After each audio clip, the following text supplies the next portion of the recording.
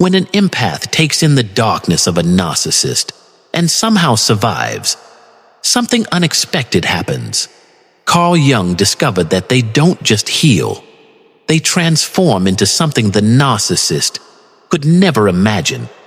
The person who once carried everyone else's pain becomes untouchable.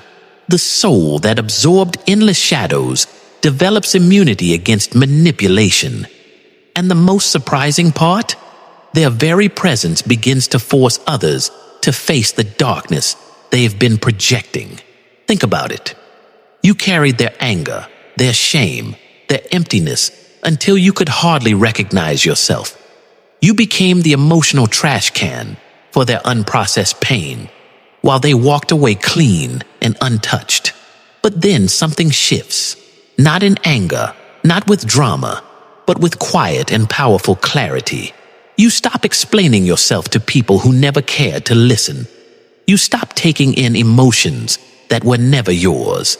Most importantly, you stop being available for their emotional crises. Jung called this individuation. I call it the birth of psychological sovereignty, a new kind of freedom over your mind and soul.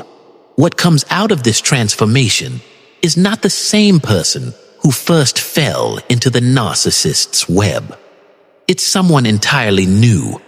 An archetype Jung understood had the power to reshape every relationship around them. Here's the truth. Most people don't realize about this transformation. It doesn't happen just from therapy or self-help books. It happens through what Jung called the night sea journey, a painful descent into psychological hell. It breaks you so completely that only your real, authentic self survives. The empath who makes it through this journey becomes what I call a shadow walker, someone who has stared into the deepest darkness of human nature and returned with their light still alive, but forever changed. Jung once wrote, "A man who has not passed through the inferno of his passions has never overcome them." The empath-narcissist bond is exactly that inferno. It's a burning test that either destroys you completely or transforms you into something stronger than you ever imagined. This is not just recovery. This is evolution, a powerful upgrade of consciousness, the kind of growth Jung believed humanity desperately needs. Ironically, the narcissist, in trying to break you down and feed on your soul, actually becomes the accidental catalyst for your greatest transformation. They think they are ruining you. In reality, they are forging you into something unbreakable. Jung spent years studying psychological types. He noticed something important about highly sensitive people. They often become what I call shadow containers. People unconsciously programmed to absorb the emotional and psychological waste that others refuse to face. Jung wrote, "The healthy man does not torture others. Generally, it is the tortured who turn into torturers. But empaths are different. They don't torture others, and they don't become torturers. They absorb the pain and somehow transform it." When two people connect deeply, Jung said it creates something called participation mystique. This means the empath mixes their emotions with someone else's so much that they can't tell the difference. The narcissist uses this to their advantage, dumping all their negative emotions onto the empath. But Jung believed this painful process has a hidden purpose. He said the hardest problems in life cannot be solved, only outgrown, and the empath-narcissist relationship forces growth in the harshest way possible. The narcissist shows the empath the shadow, all the dark, hidden parts of the human mind. By carrying this shadow, the empath begins to understand darkness on a very deep level. Jung said, consciousness grows through conflict, and this dynamic is one of the fastest ways for the mind to evolve.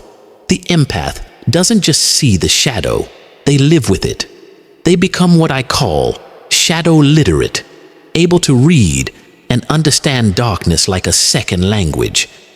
If you've ever felt like you were carrying someone else's emotions, you were acting as their shadow container.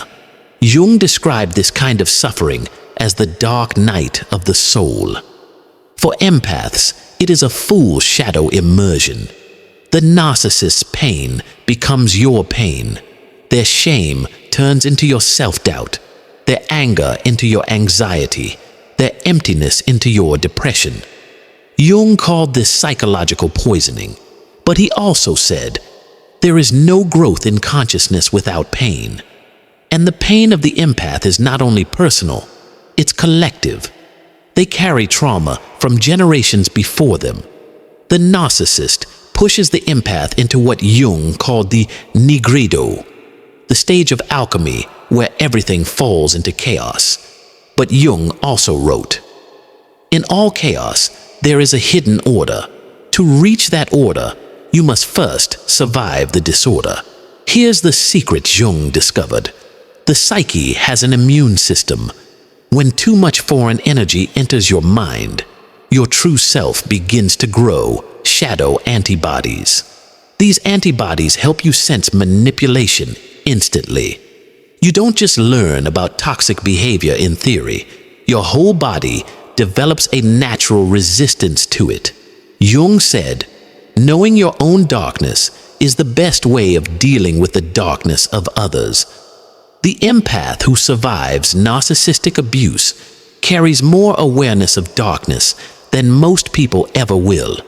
They become what Jung called the wounded healer, someone who heals others because they've made their own wounds conscious.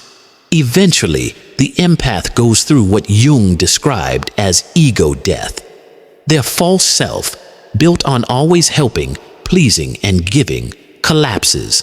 At first, this feels like total emptiness. You may wake up one day and not recognize yourself. Your trust is gone. Your empathy feels broken. But Jung explained, I am not what happened to me. I am what I choose to become. This new choice only becomes possible after the old false self dies. Strangely, the narcissist helps destroy this false self. They act as unknowing shamans, tearing apart the parts of you that were never real. This process awakens the deeper self that Jung called the self, the wholeness that exists beyond trauma, beyond false identities. From this destruction emerges the integrated empath. Sensitive, yes, but now protected with unshakable boundaries. Jung described this as the transcendent function, the ability of the psyche to create something completely new from opposites. The empath becomes both light and shadow, both victim and survivor, both wounded and wise. The narcissist stays unconscious, but the empath becomes hyperconscious. They develop shadow immunity. Manipulation no longer works on them. They can see the lies before they even begin. Jung said, until you make the unconscious conscious, it will direct your life and you will call it fate. The transformed empath no longer lives by fate. They live by choice, and their presence changes everything. Jung called this the constellation effect, when one person's level of consciousness affects everyone around them.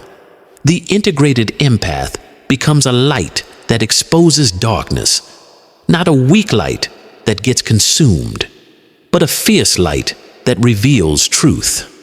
This transformation creates a new archetype, the shadow walker, someone who has traveled through psychological hell and returned with wisdom. Unlike the wounded healer who heals through their pain, the shadow walker heals through their wholeness. But Jung warned, this transformation comes with loneliness. Individuated people often feel separate from the masses, not because they lack people, but because others can't understand their depth. Yet this loneliness is not empty. It's full of real self-connection. The transformed empath becomes a mirror for others. They no longer reflect what others want to see, but instead reflect the truth. This can be uncomfortable, even threatening for unconscious people. Some will resist or attack you. Others will be drawn to you like moths to a flame. Most importantly, your existence becomes proof for other empaths that transformation is real. You show them it is possible to escape, to heal, to become whole. Jung believed true power is not controlling others, but controlling yourself so fully that no one can control you. The transformed empath embodies this. They don't need to announce boundaries. They live them. This creates paradoxical magnetism. The more self-contained you are, the more people respect and are drawn to you. At the end, you become not a sponge, but a conscious container, a guardian, a boundary beacon, a living proof of psychological freedom. True power doesn't come from controlling others. It comes from fully mastering yourself. The narcissists thought they were stealing your light, but instead, they unknowingly made it stronger and unbreakable.